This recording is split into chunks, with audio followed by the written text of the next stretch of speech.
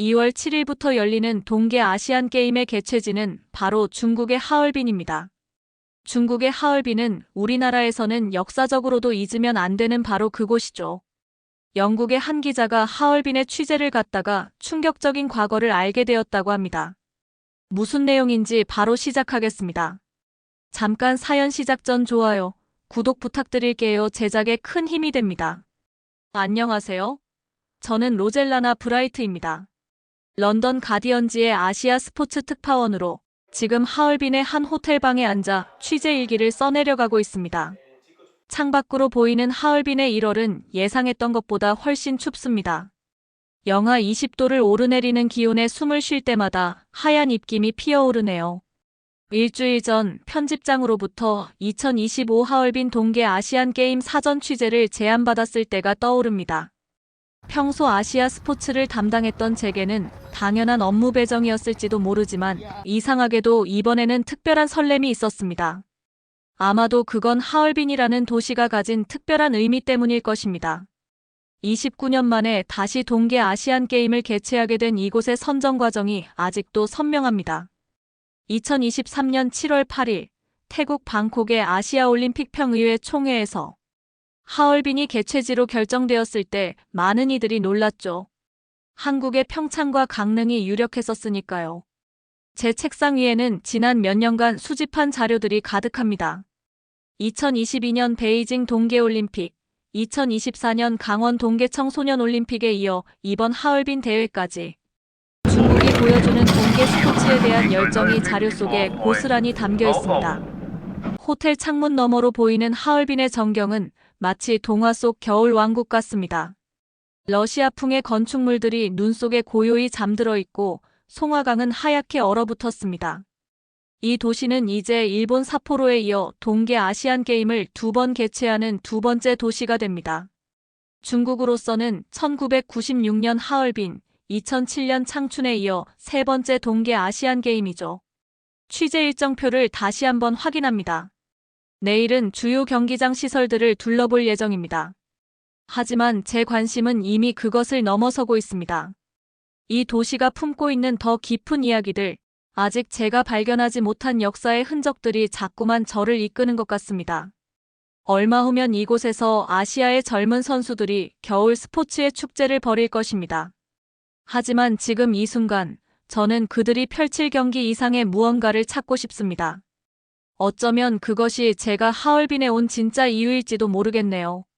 창밖에는 여전히 눈이 내립니다. 하얼빈의 아시아 동계올림픽은 이제 막 시작을 준비하고 있었고 저의 진짜 이야기도 이제부터가 시작인 것 같습니다. 하얼빈으로 오기 전 저는 잠시 서울에 들렀습니다. 5년 전 교환학생 시절을 보냈던 서울대학교 관악 캠퍼스는 여전히 활기가 넘쳤어요. 겨울바람을 맞으며 걸었던 학교 곳곳에서 지난날의 기억이 물밀듯이 밀려왔습니다. 2019년 가을, 저는 케임브리지 대학에서 서울대학교로 교환학생을 왔었죠. 당시 아시아 문화에 대한 막연한 관심만 가지고 있던 저에게 그 1년은 제 인생의 방향을 완전히 바꾸어 놓았습니다. 특히 기억에 남는 건 동아시아 현대사 수업이었어요. 교수님께서는 한국, 중국, 일본의 복잡한 역사적 관계를 흥미진진하게 설명해 주셨죠. 한국어를 배우는 것도 즐거웠습니다. 처음에는 안녕하세요조차 제대로 발음하지 못했던 제가 어느새 한국 친구들과 수다를 떨 수 있게 되었어요. 강의가 끝나면 친구들과 함께 학생회관에서 김치찌개를 먹고 때로는 신림동 순대타운에서 포장마차의 맛을 즐기기도 했습니다. 가장 특별했던 건 스포츠 저널리즘 동아리 활동이었어요. 매주 목요일 저녁, 우리는 학교 신문사 회의실에 모여 아시아 스포츠 문화에 대해 토론했습니다. 2018 평창 동계올림픽의 여운이 아직 남아있던 시기라 한국의 동계 스포츠 발전과 그 문화적 의미에 대한 이야기가 많았죠. 그때는 몰랐습니다. 제가 5년 후 하얼빈 동계 아시안 게임을 취재하게 될 줄은요. 지난주 그때의 동아리 친구들과 다시 만났습니다. 이제는 각자 언론사에서 일하고 있는 그들과 함께 홍대 앞 치맥집에서 밤늦도록 이야기를 나눴죠. 한국과 중국의 동계 스포츠 발전, 아시아 스포츠 문화의 특수성, 그리고 앞으로의 전망까지. 마치 5년 전 동아리 모임의 연장선 같았습니다. 특히 선아는 여전히 그때처럼 열정적이었어요. 이제는 한국의 스포츠 전문 기자가 된 그녀가 들려준 하얼빈의 역사는 제게 깊은 인상을 남겼습니다. 언니, 하얼빈에 가면 꼭 영화 하나 봐야 해요. 넷플릭스에서 볼 수 있는데. 그녀의 말을 들으며 저는 이번 취재가 단순한 스포츠 기사 이상이 될 것이라는 예감이 들었습니다. 서울에서의 마지막 날, 저는 관악산에 올랐습니다. 겨울 햇살 아래 반짝이는 도시를 바라보며 5년 전 교환학생이었던 제가 이제는 런던의 저명한 신문사 특파원이 되어 있다는 사실이 새삼 놀랍게 느껴졌어요. 그리고 이 모든 것이 우연이 아니라는 생각이 들었습니다. 서울에서의 1년이 없었다면 지금의 저도 없었을 테니까요. 하얼빈의 첫인상은 한마디로 압도적이었습니다. 러시아풍의 건축물들이 늘어선 중앙대가를 걸으며 서울대 동아시아 현대사 수업 시간이 떠올랐습니다. 교수님께서 설명해 주셨던 것처럼 이곳은 한때 러시아와 일본의 세력이 충돌하던 곳이었죠. 그리고 그 틈바구니에서 우리 한국의 역사도 깊이 얽혀 있었습니다. 제가 묵을 호텔은 하얼빈역에서 그리 멀지 않은 곳에 있었습니다. 체크인을 하면서 창밖으로 보이는 하얼빈 역사를 바라보니 가슴이 묘하게 울렸습니다. 교환학생 시절 배웠던 한국의 일제강점기 역사 속에서 이 역은 특별한 의미를 지닌 장소였으니까요. 짐을 풀고 잠시 산책을 나섰습니다. 영하 20도를 오르내리는 매서운 추위였지만 거리는 활기가 넘쳤습니다. 한 달 후면 열릴 동계 아시안 게임을 준비하는 도시의 들뜬 분위기가 역력했죠. 곳곳에 걸린 대회 홍보 배너와 마스코트들이 겨울 도시의 풍경에 색채를 더했습니다. 중앙대가의 카페에 들어가 따뜻한 커피를 주문했습니다. 창가에 앉아 거리를 바라보며 취재 계획을 정리하기 시작했죠. 스포츠 기자로서 당연히 경기장 시설과 대회 준비 상황을 살펴봐야 하지만 이상하게도 자꾸 다른 생각이 났습니다.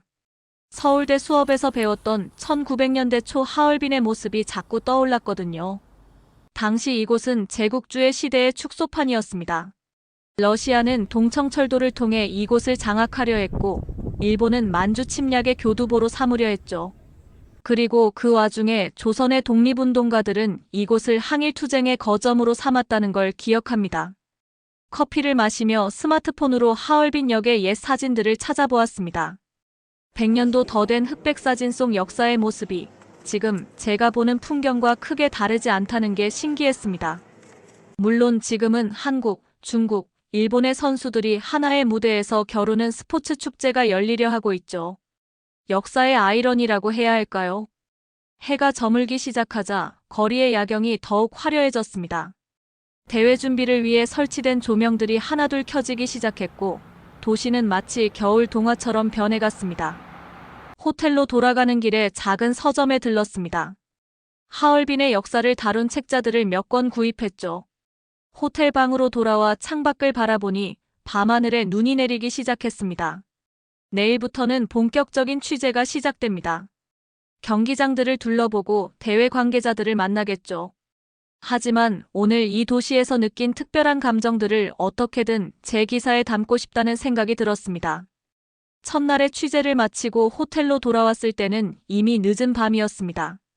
피곤했지만 시차 때문인지 잠이 오지 않았죠. 민지가 보라고 했던 영화가 문득 생각났습니다.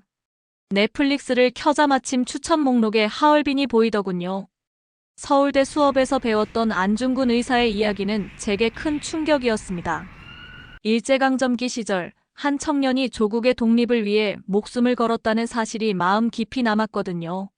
하지만 그것은 어디까지나 교과서적인 지식이었습니다.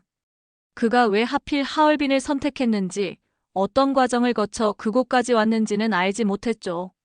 영화는 그 모든 것을 생생하게 보여주었습니다.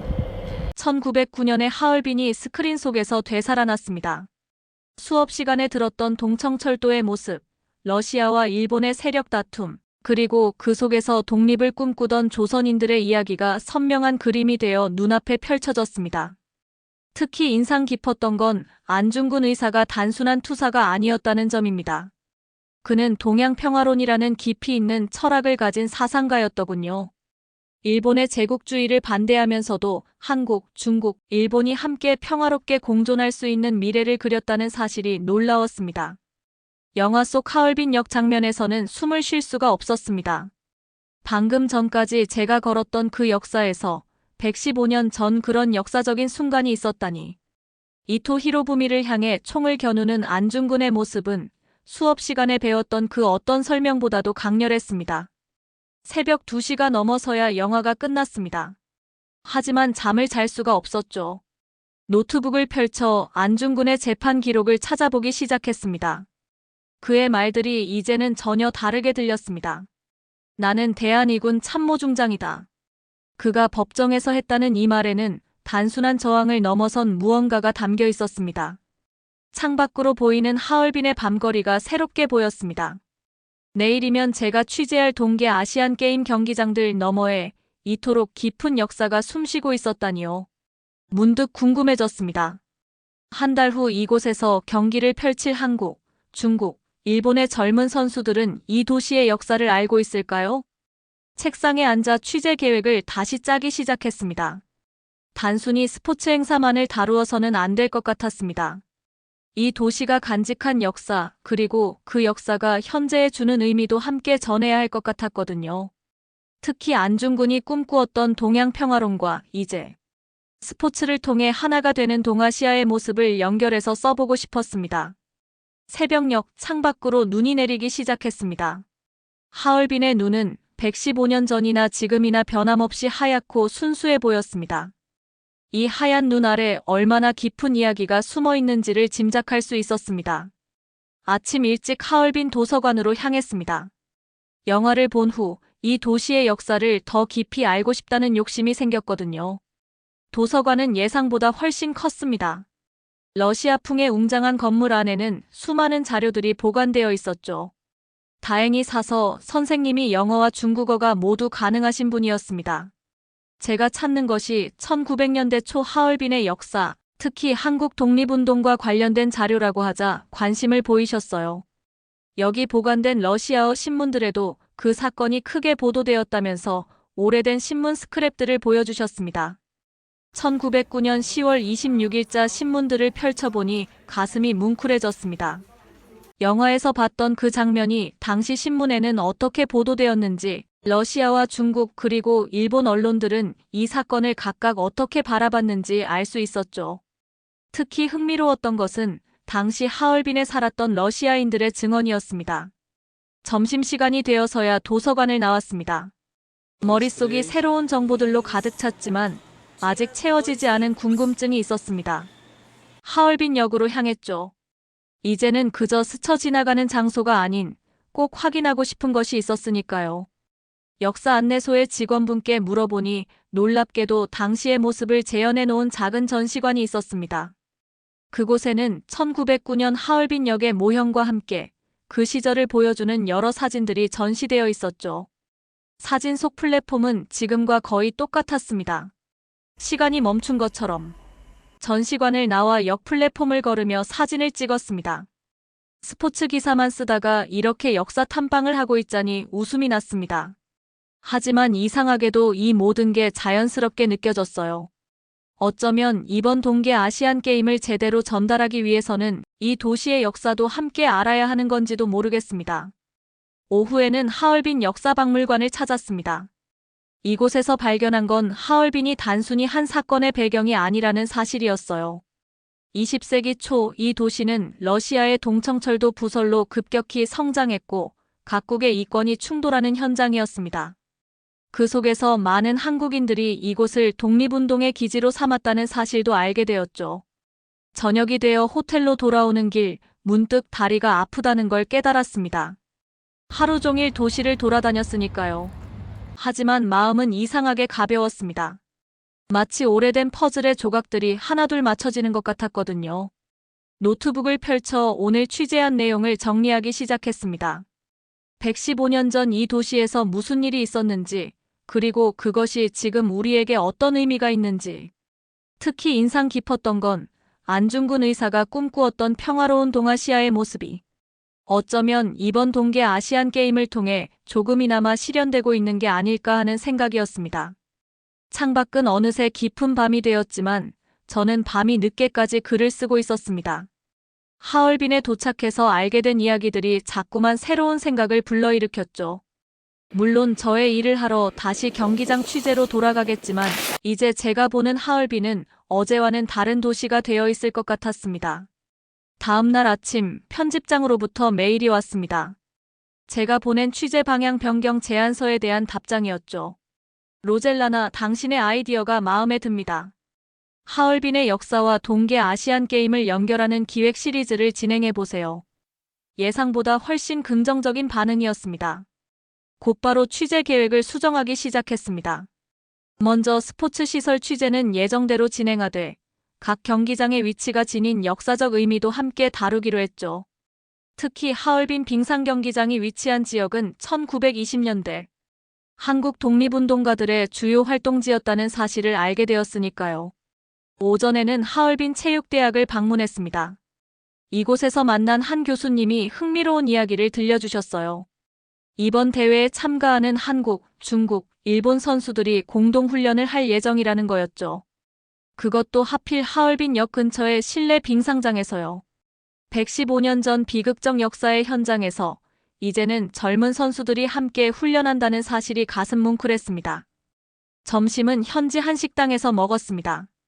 가게 주인분이 3대째 하얼빈에 사신 고려인이었는데 할아버지로부터 들은 이야기들을 들려주셨어요. 1909년 당시 하얼빈의 한인 사회가 어떠했는지, 안중근 의사의 의거 후 이 지역 한인들의 생활이 어떻게 변화했는지 등을 생생하게 전해들을 수 있었습니다. 오후에는 대회 조직위원회를 찾았습니다. 놀랍게도 그들도 이 대회의 역사적 의미를 잘 알고 있었어요. 개막식에서 평화와 화합을 주제로 한 특별 공연을 준비하고 있다고 했습니다. 저녁에는 선아에게서 온 메시지를 확인했습니다. 서울에서 본 영화 이야기를 읽고 보낸 답장이었죠. 언니 제 얘기 잊지 않고 한국의 역사를 찾아주셔서 감사해요. 개막식 취재하실 때 저도 하얼빈에 가 있을 것 같아요. 같이 하얼빈 역도 가보고 싶어요. 취재 수첩을 보니 벌써 몇 페이지가 가득 찼네요. 스포츠 기사에 담기에는 너무 많은 이야기들이 있습니다. 하지만 이 모든 게 필요한 것 같아요. 이번 대회가 단순한 스포츠 행사가 아니라 역사의 아픔을 넘어 평화를 이야기하는 장이 될 수 있다는 걸 보여주고 싶으니까요. 하얼빈의 겨울은 춥지만 그 속에서 새로운 이야기가 시작되고 있습니다. 메일을 보내고 창가에 섰습니다. 멀리 보이는 하얼빈 역의 불빛이 마치 역사의 등대처럼 느껴졌어요. 제 첫 번째 하얼빈 기사가 가디언지에 실렸습니다. 얼어붙은 역사의 도시에서 2025 하얼빈 동계 아시안 게임이 열리는 곳이라는 제목의 기사였죠. 스포츠 섹션임에도 불구하고 메인 페이지에 크게 실린 것을 보고 놀랐습니다. 기사에서 저는 하얼빈의 역사적 의미와 동계 아시안 게임 준비 과정을 함께 다뤘습니다. 특히 하얼빈 역과 그 주변에 건설된 새로운 경기장들의 상징성에 주목했죠. 115년 전 이곳에서 벌어진 사건과 이제는 평화의 제전이 열리게 된다는 극적인 대비를 중심으로 글을 썼습니다. 점심 무렵 런던 편집실에서 연락이 왔습니다. 제 기사에 대한 독자들의 반응이 뜨겁다는 소식이었어요. 특히 많은 영국 독자들이 일제강점기 동안 있었던 잔혹한 역사에 대해 충격을 받았다고 합니다. 우리는 일본의 이런 역사를 몰랐다. 식민 지배의 또 다른 참상을 알게 되었다는 댓글들이 달렸다고 하더군요. 오후에는 후속 기사를 준비하기 위해 하얼빈 빙상 경기장을 찾았습니다. 이곳은 1920년대 한인들의 주요 거주지였던 지역 근처에 세워졌다고 합니다. 경기장을 둘러보며 취재하는 동안 런던에서 동료 기자가 보내온 메시지를 확인했습니다. 당신의 기사 덕분에 아시아 근현대사 특집을 기획하게 되었어요. 다음 기사도 기대하고 있습니다. 저녁이 되어 호텔로 돌아와 이메일을 확인했습니다. 영국의 한 역사학과 교수님께서 긴 메일을 보내오셨더군요. 일제강점기 당시 영국 언론들의 보도 자료를 보내주시면서 하얼빈 의거가 당시 유럽에서도 큰 반향을 일으켰다는 내용을 알려주셨습니다. 창밖의 하얼빈은 여전히 차갑고 고요합니다. 하지만 제 기사를 통해 이 도시의 이야기가 영국의 많은 독자들에게 전해졌다고 생각하니 가슴이 따뜻해지네요. 벅찬 마음을 안고 다음 날 예정된 스키 경기장이 있는 야보리 지역을 취재할 준비를 시작했습니다. 메일함에는 여전히 독자들의 반응이 쏟아지고 있습니다. 한 독자는 이렇게 썼더군요. 스포츠 기사를 읽으며 역사의 무게를 느낄 줄은 몰랐습니다. 당신의 기사는 단순한 스포츠 소식을 넘어 우리가 몰랐던 역사의 한 페이지를 일깨워 주었습니다. 노트북을 닫기 전 다음 기사의 개요를 정리하기 시작했습니다. 이번에는 하얼빈에서 동계 스포츠가 발전해온 과정과 함께 이 도시가 간직한 다양한 역사적 이야기들을 담아보려고 해요. 런던의 독자들에게 들려줄 하얼빈의 이야기는 아직 많이 남아있으니까요. 이제 며칠 후면 2025 하얼빈 동계 아시안 게임이 시작됩니다. 취재 준비를 하면서도 자꾸 지난 며칠간의 경험이 떠오르네요. 스포츠 기자로서 앞으로 눈앞에 펼쳐질 경기들을 취재하는 것이 제주된 임무가 되겠지만 하얼빈에서 마주한 역사의 순간들은 오래도록 제 마음에 남을 것 같습니다. 오늘 아침 마지막 사전 취재 기사를 보냈습니다. 스포츠를 넘어서 기억해야 할 하얼빈의 진실이라는 제목의 글이었죠. 앞으로 2주간은 메달의 색깔과 기록의 숫자를 쫓느라 바빠질 테지만 이 도시가 간직한 깊은 이야기를 절대 잊지 않겠다고 다짐했습니다. 창밖으로 대회 개막을 알리는 현수막들이 바람에 나부끼고 있습니다. 선수촌은 이제 각국 선수들의 입촌으로 분주해질 것이고 저는 그들의 땀과 눈물, 환희의 순간들을 전하게 되겠죠. 하지만 그 화려한 순간들 속에서도 115년 전 이 도시의 역사는 계속해서 제게 말을 걸어올 것 같습니다. 영국의 독자들로부터 여전히 많은 메일이 오고 있습니다. 그들은 하얼빈의 역사를 처음 알게 되었다며 일본이 한국에 그렇게 잔인한 행동을 했는지 처음 알았다며 영화 하얼빈을 찾아봤다는 내용이었어요. 앞으로의 기사에서도 이런 역사적 맥락을 함께 다뤄달라고 요청합니다. 스포츠 행사의 화려함 속에서도 우리가 잊지 말아야 할 것들이 있다는 걸 이제는 더 많은 사람들이 알게 된 것 같아 다행입니다. 안중근 의사가 꿈꾸었던 평화로운 동아시아의 모습은 단순히 세 나라가 함께 어울리는 것이 아니었습니다. 그의 동양 평화로는 더 깊은 통찰을 담고 있었죠. 서로를 이해하고 과거의 잘못을 인정하며 함께 더 나은 미래를 만들어가자는 제안이었습니다. 마지막 문장을 쓰며 생각합니다. 스포츠는 사람들을 하나로 모을 수 있습니다. 하지만 진정한 평화는 그보다 더 많은 것을 요구합니다. 역사를 기억하고 과거의 잘못을 인정하며 진심 어린 사과가 이루어질 때 비로소 우리는 진정한 화해와 평화의 길을 걸을 수 있을 것입니다. 대회 기간 동안 저는 스포츠 기자로서의 본분에 충실할 것입니다. 선수들의 활약상과 새롭게 쓰이는 기록들을 전하는 것이 제 임무니까요. 하지만 그 와중에도 이 도시가 들려준 깊은 이야기는 제 기사 어딘가에 계속 남아있을 것 같습니다. 창밖에 눈은 여전히 내립니다. 앞으로 며칠간 저는 경기장들을 바쁘게 오가며 스포츠의 감동을 전하게 될 테지만 때로는 이 하얼빈의 눈처럼 조용히 쌓이는 역사의 무게를 떠올리게 될 것 같네요. 지금 이 순간에도 하얼빈은 새로운 역사를 쓰고 있습니다. 하지만 새로운 이야기는 과거를 기억할 때에만 의미가 있다는 걸 이곳에서의 시간이 저에게 가르쳐 주었습니다. 스포츠의 축제가 끝나더라도 이 도시가 들려준 이야기는 계속해서 제 마음속에 남아있겠지요. 노트북을 닫으며 생각합니다. 이제 곧 시작될 대회의 뜨거운 열기 속에서도 우리는 역사를 기억하고 과거의 진실을 마주해야 합니다. 그것이 진정한 평화와 화해를 향한 첫걸음이 될 테니까요. 일본은 하루빨리 한국에 사죄하는 일만이 평화의 첫걸음일 것입니다. 오늘 사연은 어떠셨나요? 넷플릭스에서 하얼빈이 방영되며 서구권 나라에서도 진실을 알게 되며 충격을 받았다고 하는데요.